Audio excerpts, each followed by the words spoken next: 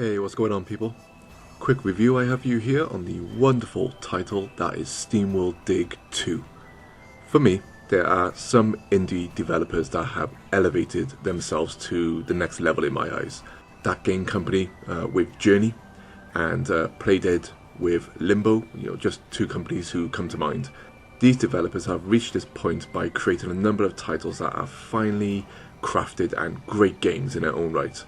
As you watch the industry from afar, sometimes the term indie developer can be viewed as slightly derogative when comparing their output to that of AAA, the AAA gods of the industry today. Something that makes me laugh and cringe, as it's a common fact, that a vast majority of these AAA studios that dominate the market today started off themselves as small, young, inspiring studios wanted to create great video games. So what differentiates an indie studio from a AAA title? Money. Nothing more. A discussion that I'll dive into another day. But running off it, for this review, video games are still video games, and even on a low budget, and I say low when compared to the AAA studios' budgets. Even off a low budget, a small studio can create one of the most finely crafted games, Metroidvania games ever made. And this is where Image and Form come in and have done exactly that with SteamWorld Dig 2, in my opinion. Story-wise, SteamWorld Dig 2 connects the events of the original title and SteamWorld Heist, both games I played and enjoyed very much on the 3DS.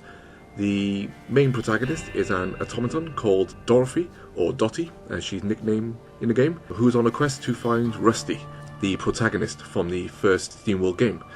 Story-wise, that's all I'm going to go into, to avoid spoilers, but the story itself isn't too heavy and moves the game along nicely, even once or twice, keeping you guessing on where it might end. Unlike the first two games, the world and levels in SteamWorld Dig 2 aren't randomized, and have this time been replaced with a fixed Metroid-like map, which I personally found to be much better, or at least more focused in terms of game design. And in this regard, Image and Form have created a very well-crafted map that varies well enough in terms of location, so you don't get bored of the aesthetics. Speaking of the aesthetics, this game has made many improvements over the original. If you look at the original now, then compare it to the sequel, SteamWorld Dig 2 clearly has improved and enhanced many of the graphical effects from the first game, created some lovely looking moments, especially when lighting is put to good use in the areas that are naturally lit by bioluminescent plant life. The game looks clean and is very well animated. Another improvement over the original is the soundtrack to this game. Unlike SteamWorld's Heist, which also had a pretty cool and unique soundtrack performed by the band known as Steam Powered Giraffe. Grind us down or top us ready. Now, water is our desire state. This game went back to the western-like vibes of the original in the main town, and generally above the surface, but once you go underground, the music changes to a more atmospheric and slightly magical tone, which is odd considering the environment you're mainly in, but it just worked and continued to get even better as the areas changed. I absolutely loved it. Gameplay wise, the main objective still hasn't changed from the original, which is to use your trusty pickaxe and smash your way downwards on the hunt for treasure and new areas. If you've never played a game like this before, then it's also quite similar in gameplay style to games like the old games like Dig Dug and Mr. Driller, where you have to dig through the ground, creating your own passageways for progression, whilst also using your abilities and the environment to defeat any enemies you might come across, which can also include digging under a rock, which then falls on top of an advancing enemy. But SteamWorld Dig 2 in terms of combat and progression offers a lot more than its predecessor in that regard, I feel. Your reliance on using falling rocks to kill enemies or make progress quickly fades away as your main pickaxe remains your core weapon, and that quickly starts getting upgraded amongst a wealth of other things. And it's these upgrades that turns this game into a much more of a platformer, similar to Super Metroid and than the first SteamWorld game. Your upgrades can include early items like a jackhammer, which allows you to punch through stronger rock, to bombs, which also allow you to destroy stronger rocks as well as increases your attack range. Later upgrades come as well that drastically change the gameplay, but that's something I won't spoil here, as it's great when you actually get these items.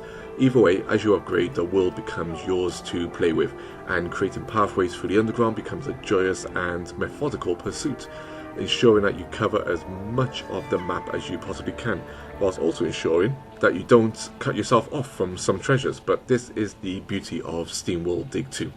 There is a great element of strategy involved when it comes to tackling the environments, something very similar to the first game. Sometimes you'll see a treasure hidden, and instead of trying to come down on top of it, which might be impossible in a given situation, you can see potential options of approaching it from the side, or even from underneath if you're careful. Personally, I loved this puzzle element to the game, similar to the first, but this sequel and its additional movesets adds a whole lot more to the game, I feel. The game also has its difficulty, both in terms of combat, challenge and puzzle solving. I died a large number of times, whether that was because I got hit too many times by enemies, fell too far to my death and was melted in lava, or just exploded on the floor, or whatever other environmental hazards might be around. But it's all a learning curve, and you soon find yourself navigating through the levels with platforming perfection, or sitting back at some puzzles which might seem confusing at first, but have some good logic to them, and you eventually work them out.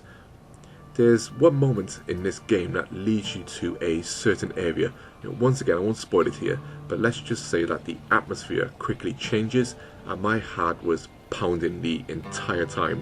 A truly amazing moment that I won't forget quickly. The game's length is more than adequate, probably clocking around 10-15 hours on your first try if you also look for everything, and there are plenty of collectibles in the game which I highly recommend looking for, as they can provide some of the best puzzles in the game. One last thing I'd like to point out is that the upgrading system is very rewarding. New skills come thick and fast, but not so fast that you don't get a chance to use them, and you'll find that you will use them all. And the balance between what you're able to use over and over again, like the bombs and jackhammer as examples, which require water to keep refueled, is perfect. You will find that you're never too far from a new water source, but still treat them as precious commodities. But overall, SteamWorld Dig 2 is simply a must-buy, and is one of the best Metroidvania titles I have ever played. Simple as that. Image and Form have created a trilogy of well-crafted games set in a unique universe that I want to see a lot more of. A must-own title on a Switch, as this is the version I played, but regardless, any platform that you have, this is a must-play game. And considering the year the Switch is having, this game adds to a stellar lineup of quality titles, which sometimes makes you wonder if the console needs some of the output from some of the more cautious, should I say, big AAA developers. When developers like Image and Form step up to the plate and offer great experiences like this. So, if you'd like a score, I'd probably give this game an 8 out of 10. Truly awesome stuff. Highly recommended.